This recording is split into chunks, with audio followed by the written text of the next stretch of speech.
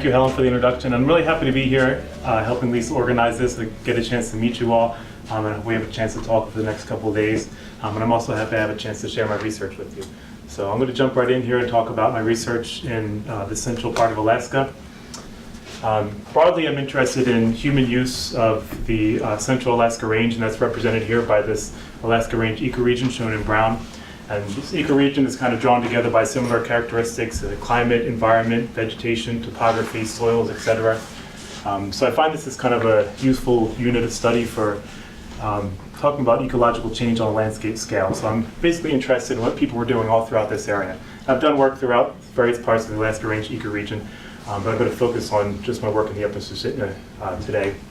So we know that at the time, so the ethnographic and historic record tells us that at the time of European contact, Native Alaskans living in this area had this really strong seasonal land use pattern. They would hunker down in the valleys in the wintertime and then move up into the uplands and disperse family bands, hunt caribou, sheep, take advantage of the berry crop up in the uplands, spend most of their summer season up there.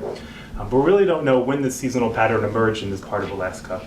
The earliest sites in Alaska are in the Tanana Basin up here, those dots in yellow. We have an archaeological record going back about 14,000 years there, which is some of the oldest archaeology in North America. It seems like people kind of moved in a stepwise pattern into the range. We have sites in the foothills dating to maybe 1,000 years later. It's not until about 1,500 and 2,000 years later that we have sites popping up in the uplands. So archaeologists look at radiocarbon dates for lowland versus upland sites and found that in the lowlands there's a pretty continuous record of occupation from 14,000 up until the period of contact. But the upland record is really sparse. It's just really sparse archaeology initially, and then it's not until the middle Holocene that you really see a spike in archaeology in this upland area. So they developed this model of landscape use that essentially said that people weren't using the uplands much early on, that life was good basically in the lowlands. There's no population pressure pushing people into marginal environments, resources were abundant. So it wasn't until reorganization of land use in the middle Holocene that people started using these uplands. But this model didn't take into consideration what I think is important lithic raw material sourcing data. Some of the lithics that are found at these earliest sites in the lowlands have been sourced more recently to outcrops up in the uplands. So we have, at very early on, we see lithic raw material from upland landscapes showing up in these lowland sites. So I think that my goal here was to kind of do some really focused research in the uplands. I think that the record in the uplands is biased for two reasons. One, anybody who's ever worked in the mountains knows there's taphonomic issues, right? There's very little sedimentation. It's hard to find buried archaeological sites that are datable. And two, in Alaska at least, there's a lot of research and private archaeological research has been done in the lowlands and not much in the uplands. So I was interested in kind of taking a little part of Alaska that hadn't had much work done in it and explicitly testing this model of land use with some on-the-ground archaeological survey and testing. So here are my research questions, essentially looking at when people started using the uplands in the environmental context, and also how this changed over time, and if there's any indication of any response to environmental change. So archaeological survey and testing was the main part of this project, and also geoarchaeological and paleoecological research. And that's what I'm going to focus on mostly today, is the geoarchaeology and some of the paleoecology here. So to introduce you to this Upper Susitna Basin study area, this is a really geographically diverse area. We have a broad glacially carved valley as low as 750 meters above sea level in the valley bottom. We have kind of some rolling hills on the left over here. We have the Clearwater Mountains with peaks up to 1,900 meters above sea level, a diverse array of faunal resources. Vegetation in this area is primarily shrub tundra.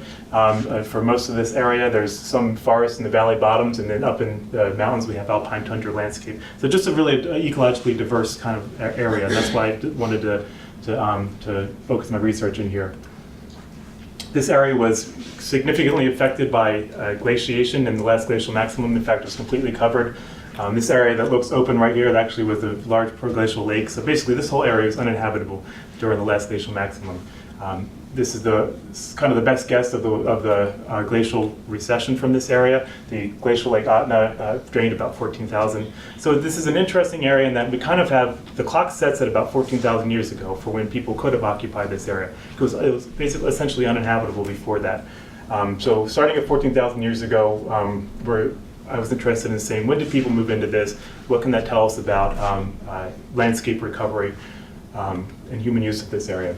So here are the results. We have We were working up here over the course of several summers. We documented 27 sites.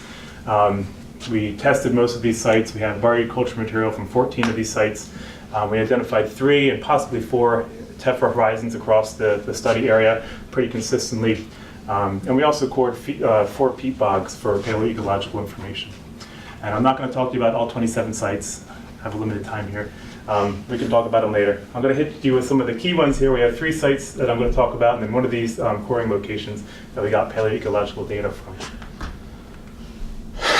So Susitna River 3, this is located alongside the Susitna River on a high bedrock knoll, 860 meters above sea level, primarily shrub tundra along the sides of this knob.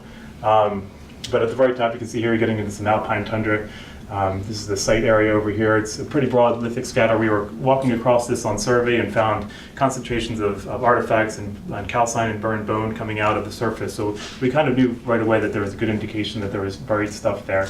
We tested across the landscape, just initially tested a broad area, and identified 3 cultural components at this site. So this is the typical stratigraphic profile for this study area up here. You have, in this case, some bedrock and regolith sediments, and in a lot of cases it's some sort of glacial drift sediments. And then in almost all places around the study area you have 3 sequential tephra deposits would have been identified or locally as the Oshetna, Watana, and Devil tephra, and a little bit of stilled up in the top and a cumulative organic horizon. Essentially, all the study area, except for some exceptions I'll get into, have pretty shallow sediments, 35 centimeters in this case, and that was pretty consistent across the study area. And as you can see here, the primary mode of deposition in this area has been tephra falls, so these kind of punctuated periods of sedimentation throughout the study area. We have buried soils on top of these tephras, marking periods of landscape stability. And also, in all these stable landscapes, we have record of human occupation. So people were occupying the study area in between these kind of punctuated periods of deposition here. So we have 3 occupation surfaces, one in the early Holocene, one in the middle Holocene, one in the late Holocene, which gives us kind of this kind of broad course way of looking at landscape change or use of the landscape over time. So here are the 3 components from this site right here. We have a late Holocene component with 1 radiocarbon date, has a hearth feature. This lithic LID is lithic artifact density. It's just my way of kind of comparing the density of lithic artifacts by area excavated between these components. Component 2 is a middle Holocene. We had several hearth features here, a lot of bone. You can see a lot of bone. A lot of it was burned. This is a pretty consistent signature across the study area too. In the middle Holocene, we have these what look like intensive subsistence activities, hearth features, a lot of bone processing, probably caribou, it looks like, for the most part. High lithic artifact density. In component 1, kind of an more ephemeral occupation here, but still we have evidence of people here in the early Holocene. So this is some early archaeology that we have here. I was pretty confident in my designation of those tephras based on their physical description, but in order to get another line of evidence supporting that, I did some geochemical work, and this was important because I wanted to use these as kind of this tephrochronology for interpreting the archaeology in the area. So it was important to try to bring multiple lines of evidence to support the interpretation in the field of these tephra horizons and be able to use these so that I didn't have to date all the archaeological sites that we found. So the colored ones are my samples right here of these 3 tephras. The white ones are previously published. My devil tephra and Watana tephra matched up generally with previously published results. You can see also though that those are all really similar tephras geochemically. They're all rhyolitic tephras. It's because they likely come from the same volcano. But based on the stratigraphic positioning and this geochemical work, I was confident that I had those tephras, and these are the dates that are associated with previously published geochemical results. My Oshetna has multiple populations in it. Previous research has also shown multiple populations. Mine don't match up as well as I wanted, but I also had really low glass counts in my Oshetna tephra. So these represent fairly low sample sizes for a multiple population tephra. You would like to have a much larger point sample analysis. But in general, again, I have multiple populations. We don't know if that's because of this being kind of a heterogeneous magma, or if it's multiple tephras represented in terrestrial locations, just kind of sandwiched together. But I'll show you a slide later that indicates what I think about that. So basically the geochemical work corroborated what I've interpreted in the field of the designation of these tephras. So there is some sedimentation, there is some variety in sedimentation in the study area. This is a site I'm calling Susitna Dune 1. It's on this long linear dune formed on an esker, which is an outwash formation, 790 meters above sea level. You can see the vegetation here is, again, mostly shrub tundra. There's some spruce down here along the side of the dune. Just initially tested this area, identified 3 components here. You can see the upper portion of the profile, we saw the same 3 tephra horizons here, and obviously in a dune setting we just have pretty deep aeolian sediments on top of that, or underneath that.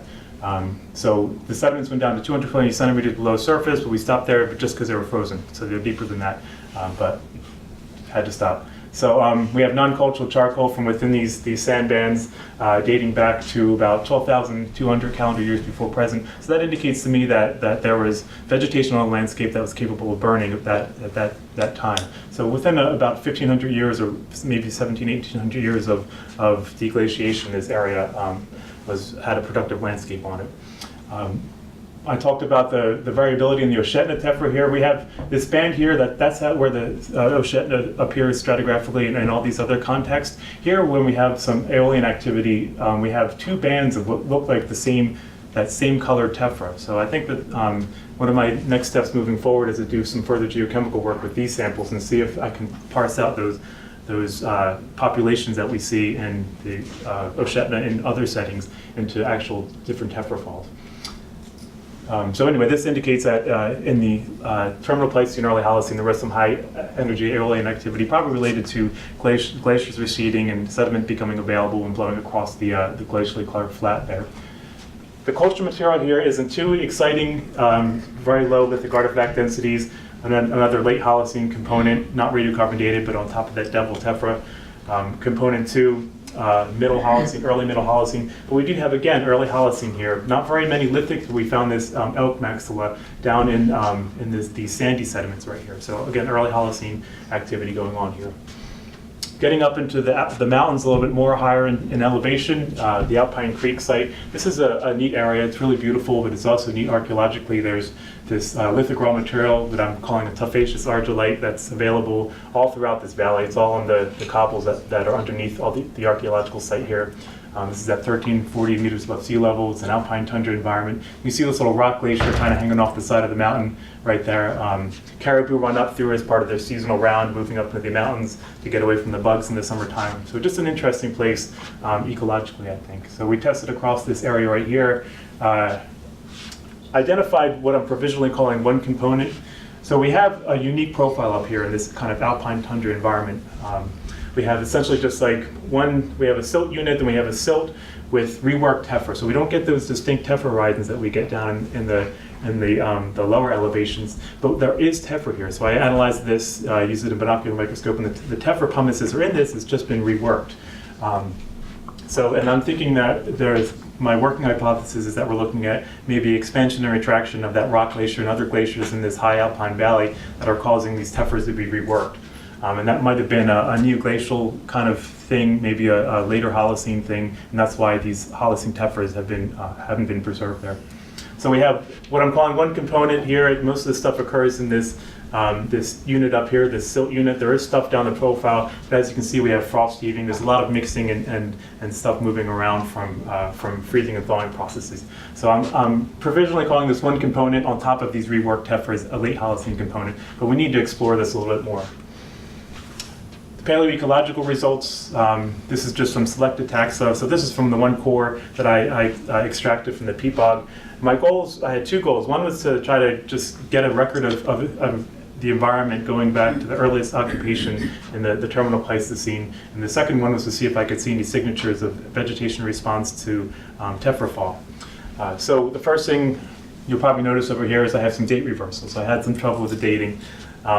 Which is an issue, right? As Jamie said, you need to, in order to identify environmental change, you need to have some really precise dates. So I identified some dates that I think are the best. I think I took some lumps figuring out what the best things to date in peat were as I went through this process. I did magnetic susceptibility on the core. I also have a couple peaks over here that could be related to tephra fall. So between these two, I think that, well, I guess I should say first of all, that looks like we just, all I captured was the Holocene record here of vegetation. I didn't capture the earliest occupation, environmental context for the earliest occupation. I might have some tephra falls right here, but without the dating, it's kind of hard to tell. That being said, it looks like we have a pretty consistent shrub tundra pattern. The landscape looks like it does today, probably extending back to about the middle Holocene there. We have spruce, we have birch pollen, but we have shrub birch, macrofossils indicating that it's not a birch forest, it's actually the shrub birch. Alder, it's sedge, we have a wet environment similar to how it is today. So essentially this just told us that the environment hadn't changed much on a broad scale in the Holocene. Are there some indications of response to tephra fall? Possibly. We have some shifts in Cyperaceae pollen over here that kind of match up with some of these peaks in magnetic susceptibility, and that could be a change in the nutrient regime. Some people have done some research in how sedge in particular responds to tephra fall in these fen and bog environments. But again, I don't have the resolution and the dating to really be able to parse out what's happening there. Also, low pollen concentrations here that might be in response, less vegetation on landscape. But these are things I need to explore with better dating. So this is kind of just a preliminary look at the paleoecology here. So to put this all together, this is kind of my big model of land use in the area. As far as landscape history goes, we have deglaciation about 14,000 years ago. We have first indications from the charcoal and the Susitna dune of landscape recovery, and but that's a minimum age, right? And probably landscape recovered prior to that at about 12,200 calendar years before present. These are some dates on peat that I didn't talk about, but again, just indicating that there's productive environment here. We have tephra deposition. Aside from that, though, after deglaciation, aside from the tephra deposition, we really don't have very much landscape change. We have landscape stability for an extended period of time here, just, again, these punctuated periods of sedimentation. The only exception to that is down in the valley bottom. People have done some research on these massive flood deposits that they, again, attribute to the new glacial flooding that may be related to that reworking of tephras up in the alpine environments. So essentially a pretty stable landscape over time, aside from tephra fall. So how does human use fit into this? We have our first indications of human use in the early Holocene. It's fairly ephemeral, but people were in this valley.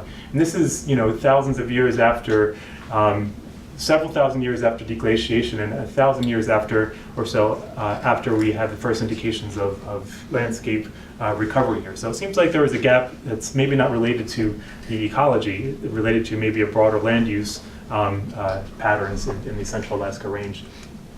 We definitely have intensification in the Middle Holocene. We see archaeological sites popping up all over the place. They have these intense hearth features, a lot of subsistence activity going on there. Land use, abandonment. Do we have evidence for abandonment? We have this Watana tephra, which is the most substantial. And we have a drop-off in radiocarbon dates after that. We have one over here. And then these are all relative dated sites, just basically non-dated sites that were sitting on top of this late Holocene devil tephra. So we do seem to have a gap here. Is this related to tephra deposition? We need to know more about the ecological response to tephra fall before I can conclusively say. We obviously have this neoglacial flooding, so this is kind of an unstable climactic period anyway. There could be other explanations for this, but it does seem like we have a pattern of at least consistent occupation here and then some abandonment following those tephra falls. So early indications. Here's our lithic artifact density. This early Holocene surface was in existence for potentially 7,000 years, and there's just not a whole lot of activity going on there. Middle Holocene, about 3,000 years there, very dense occupation surfaces for what is a stable surface for the shortest amount of time. And then in the late Holocene, we have a lot of sites, but they're all smaller sites. So again, another change in land use. And I looked at lithic artifacts from all these. That's a whole other presentation, though, and that kind of gives us some indication of how people were using the landscape a little bit differently. But let's just say for now that there are shifts in the way that the land is being used between the middle and late Holocene.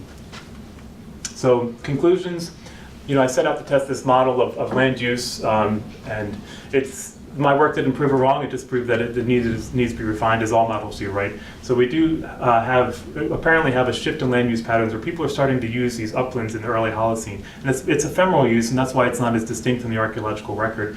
But I think that the model saying that basically the uplands were important in the Pleistocene and Holocene kind of negates this important land area that people were utilizing pretty early on.